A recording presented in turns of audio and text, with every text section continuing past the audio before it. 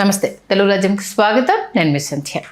ఏపీలో మంత్రివర్గ విస్తరణ ఉగాది ఆర్ శ్రీరామనవమి మధ్యలో ఉంటుంది అనేసి మనం మొదటి నుంచి చెప్పుకుందే.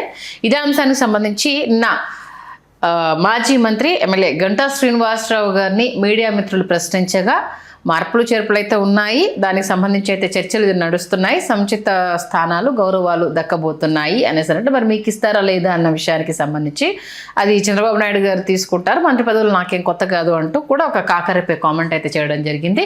మరి మంత్రివర్గ విస్తరణకు సంబంధించి గంటా గారు చేసిన కామెంట్స్ ఏంటి? మరి ఉగాది అయిపోయింది, ఎప్పుడు అమాత్య యోగం ఎవరెవరికి పట్టే అవకాశం ఉందని అయితే ఈగర్గా వెయిట్ చేస్తున్నారు. డేట్ ఏమైనా కన్ఫర్మ్ అయింది తెలుసుకునే ప్రయత్నం చేద్దాం. చరిత్రకారులు, రాజకీయ విశ్లేషకులు చిల్లాగట్టు శ్రీకాంత్ గారు మనతో ఉన్నారు. ఆయన మాటల్లోనే. శ్రీకాంత్ గారు నమస్తే. నమస్కారం సంధ్య గారు. ఆల్మోస్ట్ ఇప్పటికే దానికి సంబంధించి మనం చాలా వీడియోస్ చేయడం జరిగింది. ఎవరు అర్హులు, ఎవరికి ఇస్తే బాగుంటుంది, ఎవరిని రీప్లేస్ చేస్తున్నారు అన్న విషయం. నిన్న మీడియా మిత్రులు గంటా గారిని ఒక ప్రెస్ మీట్లో అడిగినప్పుడు కూడా ఆయన కొన్ని విషయాలు చెప్పడం జరిగింది. ఒకసారి దాని గురించి.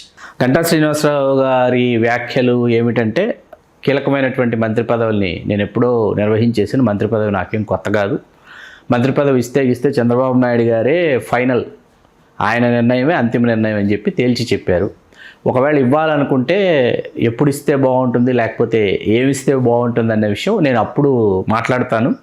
అప్పుడు మీతో నేను నా వ్యాఖ్యల్ని మళ్ళీ మీకు తెలియజేస్తానని గంటా శ్రీనివాసరావు గారు అన్నారు. ఇక్కడ గంటా శ్రీనివాసరావు గారు ఏంటంటే, మితిమీరిన ఆత్మవిశ్వాసం ఉన్నటువంటి ఒక గెలుపు గుర్రం. మితిమీరిన ఆత్మవిశ్వాసం అనే మాట నేను ఎందుకు ప్రయోగించానంటే, ఓటమి అనేది ఇప్పటిదాకా ఎరుగనటువంటి ఒక నేత ఆయన గంటా గారు. 99 ఎన్నికల నాటికి ఆయన వాస్తవానికి ఏంటంటే అంత క్రితమైన కాంగ్రెస్ పార్టీలో ఉన్నారు. కాంగ్రెస్ పార్టీ నుంచి తెలుగుదేశంలోకి తీసుకురాబడ్డారు.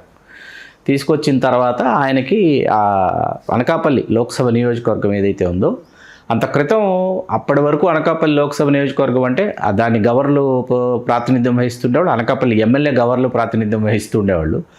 దానిని తెలుగుదేశంలోనే ఒకసారి బ్రేక్ చేశారు. అయ్యన్న పాత్రుడు గారిని తీసుకొచ్చి, కుప్పలవేలమ్మని తీసుకొచ్చి ఒక ప్రయోగం చేస్తే అయ్యన్న పాత్రుడు గారు గెలిచారు. అయ్యన్న పాత్రుడు గారు గెలిచారు కదా అని చెప్పి కాంగ్రెస్ పార్టీ వాళ్ళు ఏం చేశారంటే, కాపు సామాజిక గురించి గుడివాడ గురునాథరావు గారిని తీసుకొచ్చి నించోబెట్టి ఆయన గెలిచారు. తెలుగుదేశం ఏంటంటే మళ్ళీ చంద్రబాబు నాయుడు గారు మరొకమారి అధికారంలో, అంటే 95లో చంద్రబాబు నాయుడు గారు ముఖ్యమంత్రి అభ్యర్థి కాదు, ఆయన కుప్పం నుంచి గెలిచినటువంటి శాసనసభ్యుడు, ఎన్టీ రామారావు గారి దగ్గర నుంచి ముఖ్యమంత్రి పీఠాన్ని కైవసం చేసుకున్నటువంటి నేత.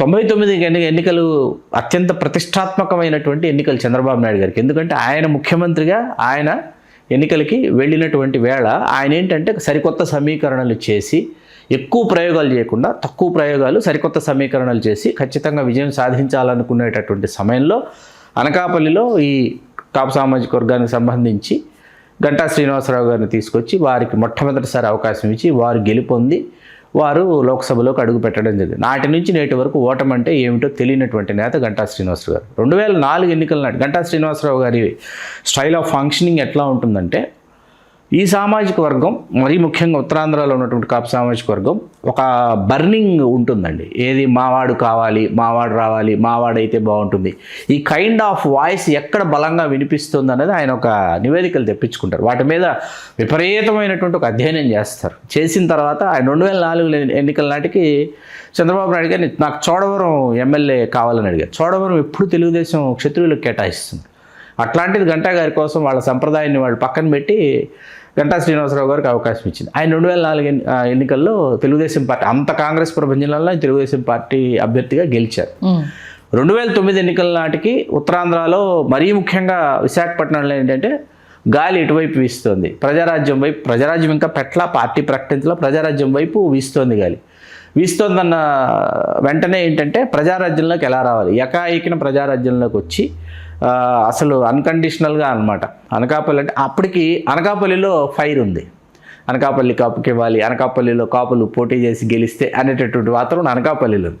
అనకాపల్లి నుంచి పోటీ చేసి గెలిచి కాంగ్రెస్ పార్టీలో గంటా శ్రీనివాసరావు గారు, సి రామచంద్రయ్య గారు వాళ్ళిద్దరి కోసం సి రామచంద్ర గారు ఎమ్మెల్సీ, వీళ్ళిద్దరూ రాష్ట్ర మంత్రులు అయ్యారు. చిరంజీవి గారు కేంద్ర మంత్రి అయ్యారు కాంగ్రెస్ ప్రభుత్వంలో, మనకు తెలుసు. ఆయన అలా మొట్టమొదటిసారి విచిత్రంగా కాంగ్రెస్ పార్టీలో ఆయన మంత్రి అయ్యారు. ఓకే.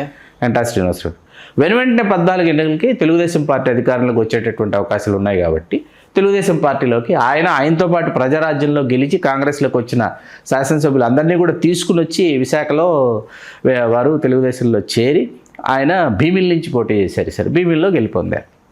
తర్వాత మీకు మొన్న 2019 ఎన్నికలకి అంత వైకాపా ప్రభంజనంలో ఆయన విశాఖ ఉత్తర నియోజకవర్గం నుంచి, విశాఖ నార్త్ ఏంటంటే ఏర్పడిన నాటి నుంచి 2009లో ఏర్పడిన నాటి నుంచి కాపులు ప్రాతినిధ్యం వహించాలనేటటువంటిది వాయిస్ అక్కడ రైజ్ అవుతూ వచ్చింది.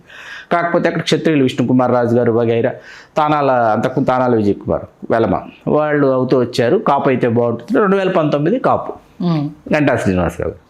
మళ్ళీ ఈసారి భీమిలికి చివరి నిమిషం వరకు ఏంటి, ఈయనని అసలు నియోజకవర్గమే లేకుండా ఉమ్మడి విశాఖ జిల్లాలో ఒక పరిస్థితి ఏర్పడింది. వాస్తవానికి జనసేన దక్కించుకుందామని చూసింది భీమిలి నియోజకవర్గం. గంటా గారిని చీపురుపల్లి పంపించాలని చూసింది. ఆయన ససేమిరా అసలు వెళ్ళనని సామ దాన భేద దండోపాయాలని ప్రయోగించి ఆయన చివరి నిమిషంలో మీరు బాగా పరిశీలిస్తే తెలుగుదేశం చివరిన ప్రకటించినటువంటి స్థానాల జాబితాలో భీమిలి ఉంటుంది గంటా శ్రీనివాసరావు గారు. ఓకే, అట్లా మరొక మారు భీమిలి నుంచి ఆయన పోటీ చేసి గెలుపొంది భవిష్యత్తులో ఆయనకు ఒకసారి విశాఖ లోక్సభ నియోజకవర్గం నుంచి పోటీ చేయాలన్న బలమైన కోరిక ఒకటి ఉంది. అట్లాగే గాజువాక నుంచి శాసనసభ నుంచి పోటీ చేయాలన్నటువంటి ఒక కోరిక ఉంది. ఇవన్నీ కూడా ఆయనకు ఉన్నటువంటి కోరికలు, బహిరంగ రహస్యం ఇవన్నీ. మొన్న మీకు గతంలో అంటే మనం మొన్న ఒక వీడియోలో కూడా మనం చెప్పాం, విశ్లేషించాం. అసలు గంటా శ్రీనివాసరావు గారి జన్మదిన వేడుక మొన్న జరిగినట్టు ఎప్పుడూ జరగలేదండి. కానీ అట్లాగే వివాహ వార్షికోత్సవం, గంటా గారి వివాహ వార్షికోత్సవం కూడా అంటే ఇంతకుముందు ఆయన చేసుకునేవారు సెలబ్రేషన్స్, ఈ స్థాయిలో కాదు. అంటే మీకు హైదరాబాద్ నుంచి స్నేహితులు, ఆ తర్వాత బంధువులు, అంటే ప్రకాశం జిల్లాలో ఉన్నారు, ఇట్లా వీళ్ళందరూ కూడా తరలి వెళ్ళి ఏదో వారోత్సవాల్లాగా నిర్వహించేటటువంటి విధంగా ఆయన జన్మదినం జరిగింది. మన వివాహ వార్షికోత్సవం కూడా అంతే స్థాయిలో జరిగింది. ఉగాది సంబరాల్లో నిన్న ఆయన అందరికీ ఆయన అందుబాటులోకి వచ్చారు. వచ్చిన తర్వాత ఆయన చేసినటువంటి వ్యాఖ్యలు ఇవాళ వాస్తవానికి ఏంటంటే ఆయన ఒకంత కినుకు వహిస్తున్నారు, ఒకంత ఇబ్బంది పడుతున్నారు.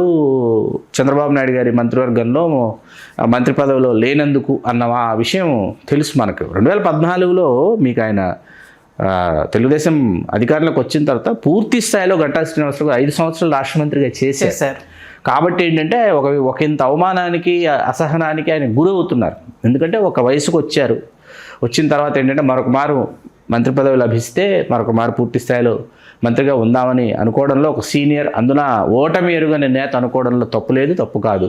కాకపోతే అక్కడ సమీకరణాలు చూస్తే అసలు ఏమాత్రం ఒదగడం లేదు, పసుగడం లేదు.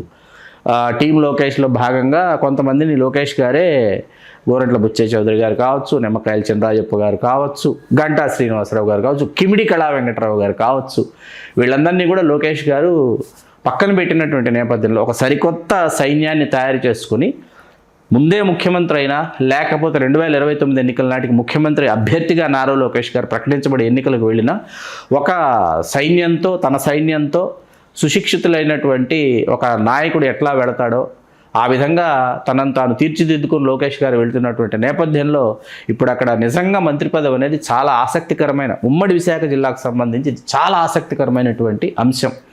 ఒకవైపు స్వయంగా ఆయన శిష్యుడు కాకపోయినప్పటికీ గణబాబు గారు ఏంటంటే గంటా శ్రీనివాసరావు గారితో కలిసి ప్రయాణించారు కాబట్టి గంటా గారి శిష్యుడు అని అంటారు. అట్లాగే పంచకల రమేష్ బాబు గారు కూడా గంటా గారితో కలిసి ప్రయాణం చేయాలి. 2009 ఎన్నికల్లోనే పంచకల్ రమేష్ బాబు గారు క్రియాశీలక రాజకీయాల్లోకి వచ్చింది. అయినా టీం గంటాలో పంచకల్ రమేష్ బాబు గారు భాగం. సరే, మొన్న ఈ వివాహ వార్షికోత్సవ వేడుకలో ఎవరు ఊహించినటువంటి ట్విస్ట్ ఏంటంటే అవంతి శ్రీనివాసరావు గారు ప్రత్యక్షమయ్యారు గంటా గారి వివాహ వార్షికోత్సవ వేడుకల్లో. చెట్టపట్టాలు వేసుకొని తిరుగుతున్నారు. అవి మళ్ళీ అసలు ఎటువైపు, అసలు పాపం అవంతి శ్రీనివాసరావు గారు తెలుగుదేశంలోకి రావాలా, లేకపోతే జనసేన వైపు వెళ్ళాలా, లేకపోతే తిరిగి వైకాపాకు వెళ్ళాలి, ఆయనకి అర్థం కాని పరిస్థితి. ఇట్లా విచిత్రంగా ఉమ్మడి విశాఖ జిల్లా పరిస్థితి ఉన్న నేపథ్యంలో ఏంటంటే గంటా శ్రీనివాసరావు గారు మంత్రి పదవి తిరిగి ఆశిస్తున్నారు అని ఆయన మాటల్ని బట్టి అర్థమైంది. ఓకే, ఆయన అసహనాన్ని వ్యక్తం చేయడాన్ని బట్టి అర్థమైంది. ఆయన మాట అన్నారు, అదేంటంటే మంత్రి చంద్రబాబు నాయుడు గారు ఎవరనుకుంటే వాళ్ళు మంత్రి అయిపోతారు అంటే అందులో కొంత విమర్శ కూడా ఉంది, మనం అర్థం చేసుకోవాలి. చాలా సర్కాస్టిక్గా వాడారు ఆ మాటని. అంటే ఆయన ఎవరెవరికో మంత్రి పదవులు ఇచ్చారు, మాలాంటి వాళ్ళని కనిపించలేదు అనేటటువంటి అర్థం కూడా అక్కడ ధ్వనించింది. మమ్మల్ని పట్టించుకోండి అనేటటువంటి విషయం కూడా, ఆ విజ్ఞప్తి కూడా పాపం చాలా అసహనంగానే వ్యక్తం చేశారు. అది సంజయ్ గారు, మన విశ్లేషణలో అయితే గంటా గారికి ఛాన్స్ లేదు అన్నదే చాలా క్లియర్ గా చాలా తేల్చి చెప్పాం. ఎందుకంటే జనసేన నుంచి పంచకల్ రమేష్ బాబు గారికి ఏది కాపు అయితే, జనసేన నుంచి గవర్ అయితే కొణతాల రామకృష్ణ గారిని చెప్పాం. జనసేన నుంచి గవర సామాజిక వర్గం కొణతాల రామకృష్ణ గారు కాదు అనుకుంటే తెలుగుదేశం నుంచి గణబాబు గారే అని మనం బల్లగుద్ది మరీ స్పష్టంగా చెప్పాం. ఎందుకు ఇవ్వాలో కూడా చెప్పాం మనం. ఓకే, గణబాబు గారికి ఎందుకు ఇవ్వాలి, పంచకల్ రమేష్ బాబు గారికి ఎందుకు ఇవ్వచ్చు అన్నది కూడా మనం తేల్చి చెప్పాం. పూర్తి విశ్లేషణ చేసాం వాటి మీద మనం. కాబట్టి అది ఆయనకు తెలిసింది కాబట్టి టైం దొరకగానే సెటైర్ వేశారు, అంతేనా? అంతే. ఓకే, మంచి విశ్లేషణ ఇచ్చారు. ధన్యవాదాలు శ్రీకాంత్. ధన్యవాదాలు సంధి గారు. హలో, తెలుగు రాజ్యం ఛానల్ చూస్తున్నారా? సామాజిక రాజకీయ జీవన చిత్రణే తెలుగు రాజ్యం. అతిశయోక్తులు అసత్యాలు ఉండవు.